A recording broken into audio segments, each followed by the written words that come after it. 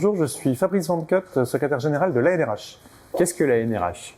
Alors, bienvenue à l'ANRH. Déjà, l'ANRH, c'est une entreprise associative dont l'activité est l'accompagnement des personnes en situation de handicap pour les recruter, les former, les accompagner dans l'emploi. Donc, notre métier, c'est de recruter des personnes en situation de handicap. Nous sommes 2000 collaborateurs sur toute la France, avec près de 80% en situation de handicap. Et nous les accompagnons sur cette question dans l'emploi, en développant des activités économiques qui sont en lien avec les besoins du territoire et de nos clients. Quelles sont ces activités? Alors, nos activités sont extrêmement variées. Nous sommes sur l'ensemble du territoire français, donc nous avons des activités de restauration, des activités de services informatiques, des activités de gestion d'espaces verts, des activités de blanchisserie.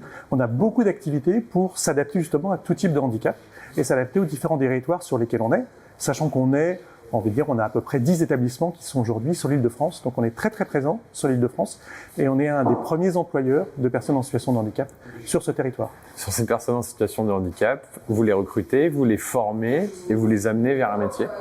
Exactement. Beaucoup des collaborateurs handicapés que l'on recrute, qui sont sur tout type de handicap et beaucoup de handicap psychique ou mental, arrivent souvent avec peu de formation et peu de compétences, mais du potentiel. Donc notre métier, c'est vraiment d'aller détecter ce potentiel et de les accompagner, de les former sur des métiers d'avenir bien évidemment, pour deux possibilités, soit pour travailler chez nous, prendre le temps de se reprendre sur un métier où il y a une vraie adaptation, un vrai encadrement adapté à leur handicap, et puis pour celles et ceux qui le souhaitent et qui le peuvent, aussi jouer un rôle de tremplin pour ensuite les accompagner vers le monde de l'entreprise classique pour être recrutés dans différentes entreprises, une fois cette formation et ces compétences acquises.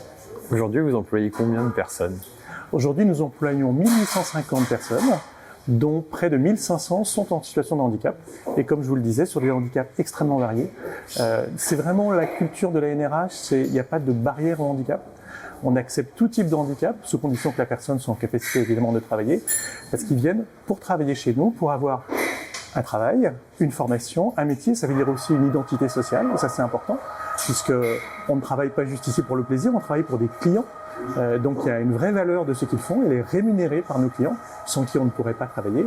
Et puis, bien évidemment, c'est aussi une rémunération, donc une autonomie et de la relation sociale. Le métier qu'on fait, c'est aussi beaucoup un métier de relation sociale.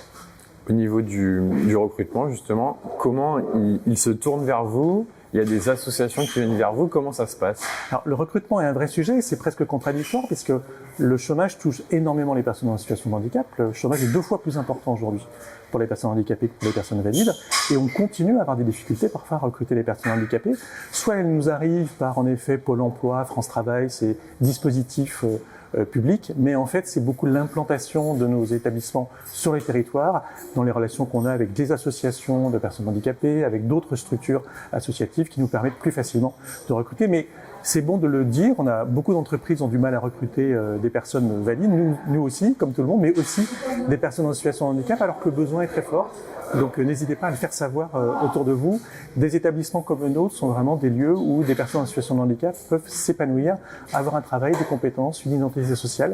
Et ça, c'est une chose absolument essentielle. Au niveau de la NRH, ça a évolué en 70 ans.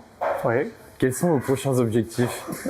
Alors, ça a évolué et en même temps, l'association reste identique à sa mission. La mission est la même depuis l'origine, c'est-à-dire l'emploi des personnes handicapées et surtout des personnes qui sont dans des handicaps qui sont souvent compliqués à intégrer.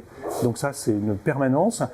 On va dire que les grandes évolutions qu'il y a eu ces dernières années, c'est notamment l'importance de l'accompagnement. C'est-à-dire là, on s'est rendu compte à quel point, pour avoir une durabilité dans l'emploi, la question de l'accompagnement par des psychologues, des assistantes sociales, mais aussi une formation de très bon niveau de nos managers au management de la diversité est un élément absolument essentiel. L'écoute, bien évidemment. Les grands changements aujourd'hui, c'est vraiment ce qu'on appelle aujourd'hui la sortie positive. C'est-à-dire que traditionnellement, ce secteur du handicap recrutait des personnes en situation de handicap qui faisaient carrière chez eux. C'est encore le cas, c'est encore possible. Mais nous, on a souhaité aussi s'interroger sur ce que faisaient d'autres acteurs, par exemple de l'insertion, qui sont plutôt dans une logique justement de tremplin vers le monde de l'emploi classique. Donc c'est une des grandes évolutions de l'entreprise aujourd'hui, de l'association, on aime bien utiliser les deux termes, puisqu'on est à la fois économique et social, bien évidemment. C'est cette question de sortie positive, c'est-à-dire d'aider ceux qui peuvent et ceux qui le veulent à avoir un emploi chez nous, se former, se rassurer, avoir des règles aussi de fonctionnement qui sont celles de l'entreprise, pour ensuite pouvoir rebondir dans des entreprises classiques qui ont un vrai enjeu de recrutement, Aujourd'hui, il y a une obligation d'emploi des entreprises. 6% de travailleurs handicapés, normalement, doivent être dans la masse salariale de l'entreprise.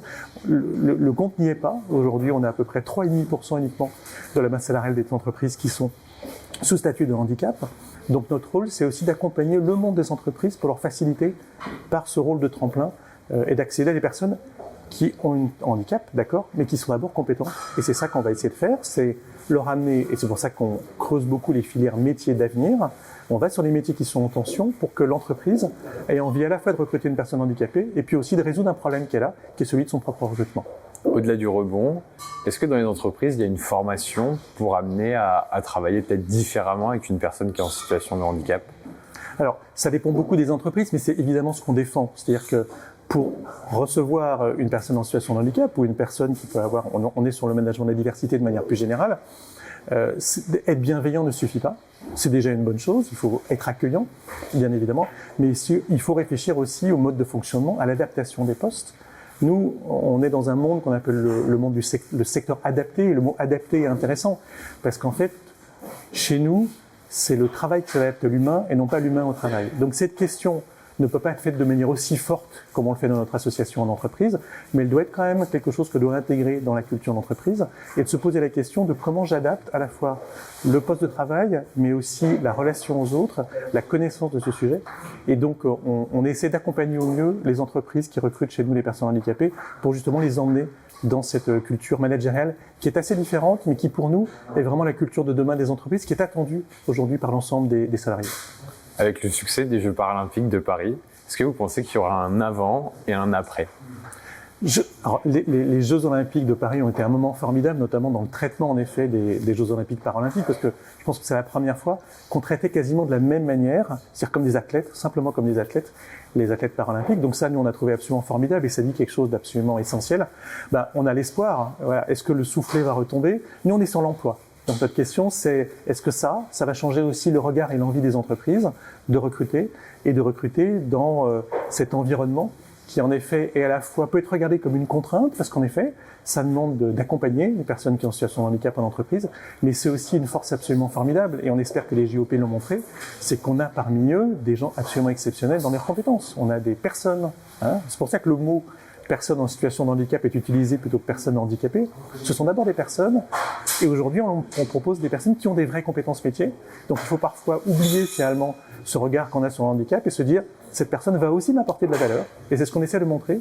Et c'est finalement la mission de la NRH, c'est de montrer que dans situation de handicap ont une valeur importante pour notre société et qu'elle doit être acceptée dans l'ensemble des parties de la société, évidemment l'entreprise également.